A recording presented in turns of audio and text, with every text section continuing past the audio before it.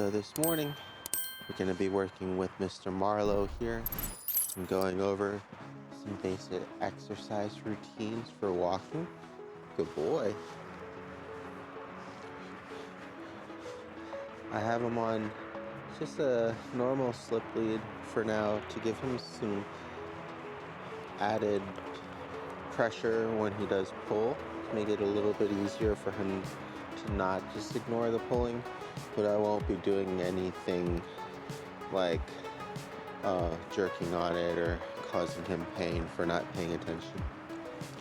Instead, we'll be using patience, good boy, and directional changes,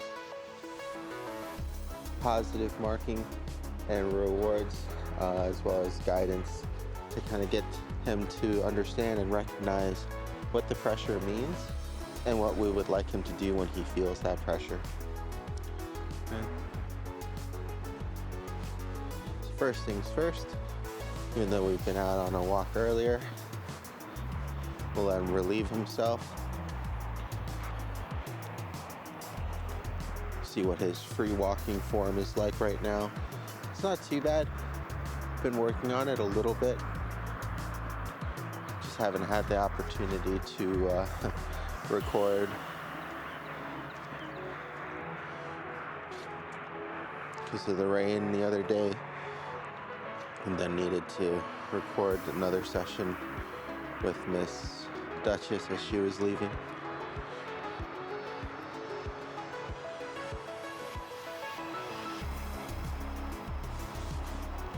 So here you kind of see that he pulls through, feels the pressure, and keeps walking. He's doing a little bit better job now of checking back in there momentarily, but then just goes right back to being distracted and following his nose.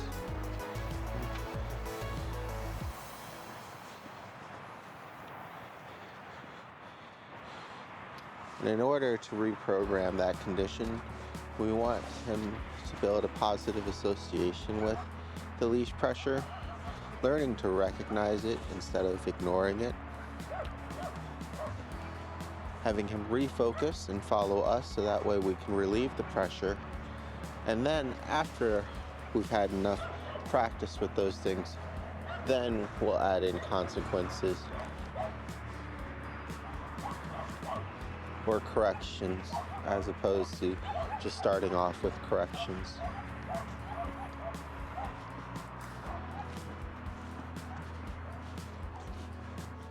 I've got the tab down pretty low, so you can kind of hopefully see when the leash is nice and loose like it is now.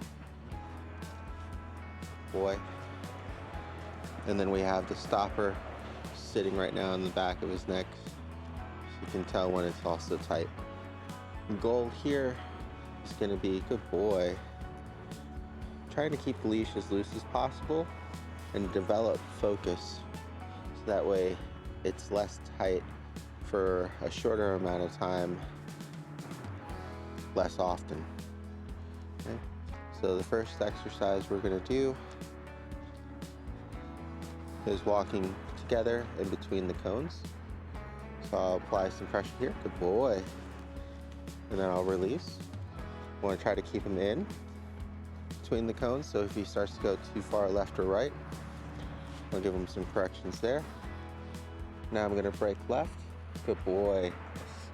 Release the pressure. Break left again. Yes, good boy. Good job. And I'm just marking every time when he feels the pressure and he redirects his focus back to me. Now we're going to go around the right side. Feels the pressure. I'm going to keep walking. Yes, good boy. Good. And my goal here through this exercise is to maintain guidance, right? It'll help him to refocus if we're continuously going in a certain direction. All right, so here, I'm going back around the cone to the right. I'm going to go back around again to the start. I'm going to stop here. Yes, good boy. So you notice is that I stop. I'm going to go ahead and mark and reward that. We're gonna go again. Try to stay in between the two cones. If he starts going too far, yes, good boy. Starts going too far, I just use the leash as a boundary. The leash automatically gets tight when he starts going outside the boundary, and then loosens up again as he gets closer to me and or maintains himself within those boundaries. Good boy. One more time.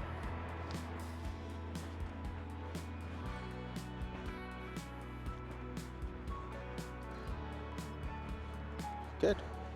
Now I'm gonna break left. Feels the pressure. Breaking left again. And I'm stopping here by the cone. Good boy. He recognized that I stopped himself.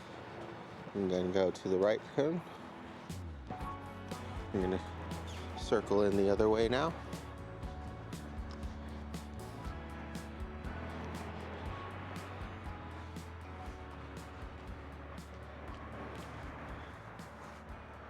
Good boy. You can tell that he's still distracted by things, but now when he is checking in, he gets marked for that positive behavior and then rewarded, unless of course he checks back out, which is fine. You keep on walking. Go back through again. So here, he's about to go out too far. Right, good boy. Keep him in between the cones. Good boy. And I stopped here. He kept going. He felt the pressure. He redirected his focus. Boy. Okay. Now to add a different dimension to that, because most pups while we're walking them will end up pulling when they go too far in front of us.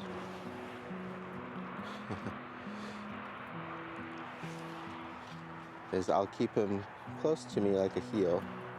Try to keep him nice and loose again. But now if he goes too far past me at each cone, I'm gonna mark,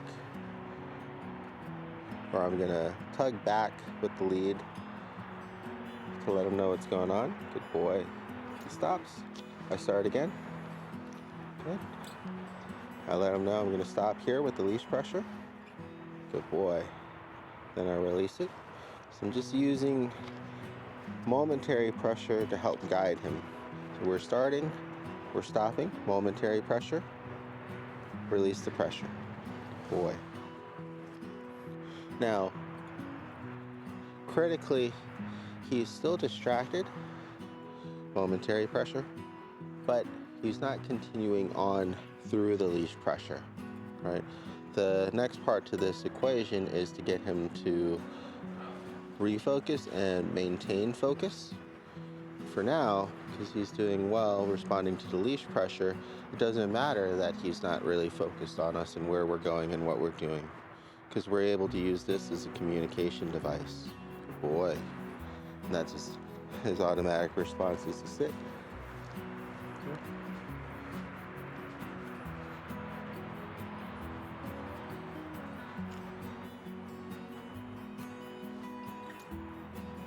Don't want him to pass me here. Good boy.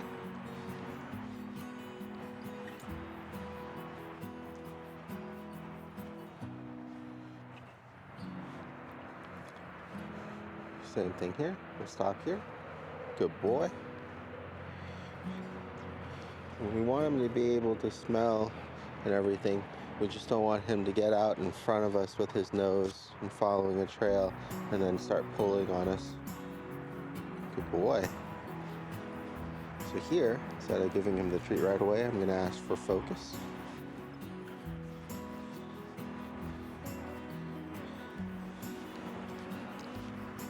And to help get his focus this time, I'm going to start moving in the exact opposite directions that he's moving until he starts to recognize, perfect, where I'm going and what I'm doing.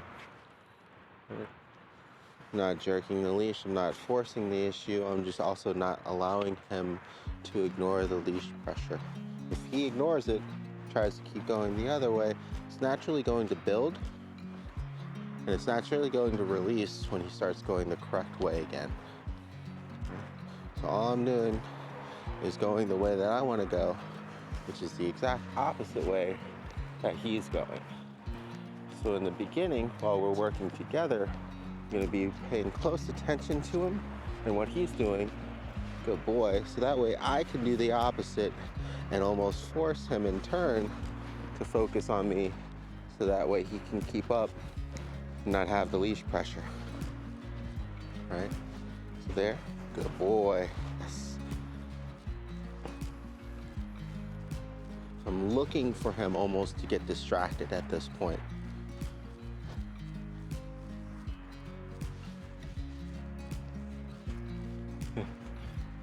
The same thing here, because he's distracted by a person. Gonna have him stop. Momentary pressure. We're gonna release. Gonna have him maintain his composure here to stay. Okay.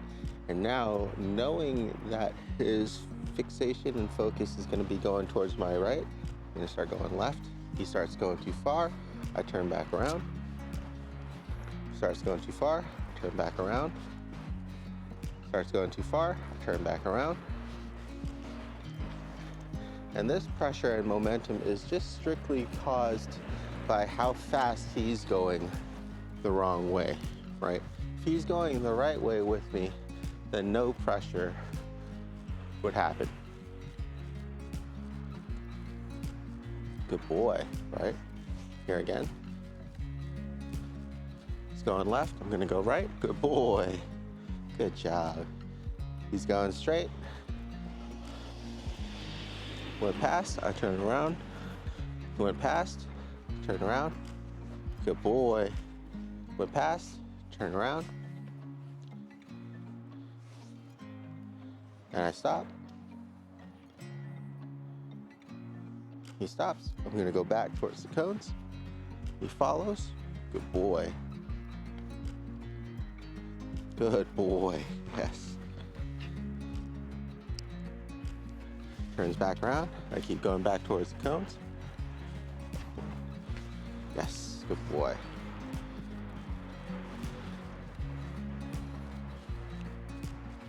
Good boy. We're walking together. He's getting distracted. I'm gonna turn back around. Start walking the other way. Gets a little bit of tension. Good. Releases it when he refocuses and goes back the right way. Now we're closer to a heel again. I'm gonna go ahead and go left around the cone.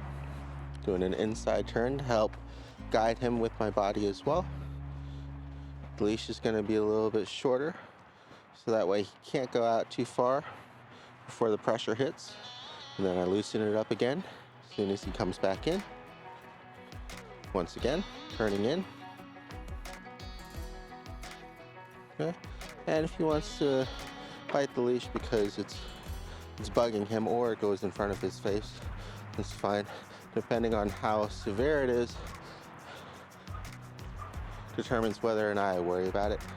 The fact that he's still walking with me and that he left it alone after a moment, there's no real point there in trying to correct any kind of behavior. Good. Nice and loose. Gonna break right now.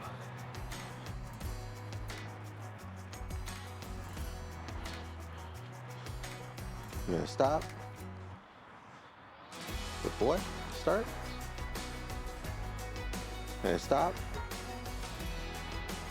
Start. Gonna stop. Overshot a little bit. Try again. Boy. All right, so walking through, slight pressure to stop, start again, stop, slight pressure, stop, yes, good boy, come, very good. So just because he's not paying full attention to us makes it a little bit harder on himself, but it doesn't mean that he can't execute what we need as well. Will it be easier if we had full attention and engagement and focus? And yeah, of course. But until then, we can help develop his leash skills by using the leash as a communication device. Here, he's going too far. Want him to come back to me. He can go back. Release the pressure when he does the right thing. Goes back into the cones with me. Goes through the left side. Perfect. Adding some pressure here. Outside turn. Adding pressure through. Releasing when he's following. Good. Now back on the inside turn. Using my body. Good boy. Good boy. Okay. Now on the right side, we'll use some slight pressure until he settles in.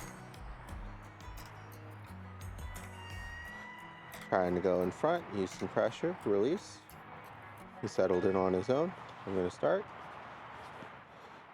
Stop, use some slight pressure. Good boy.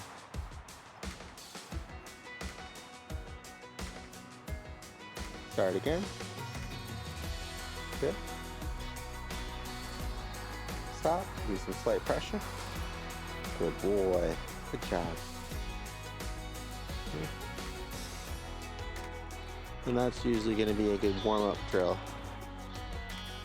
We'll continue working on these as well as integrating them into normal everyday walks. But he's doing really good so far. Good boy.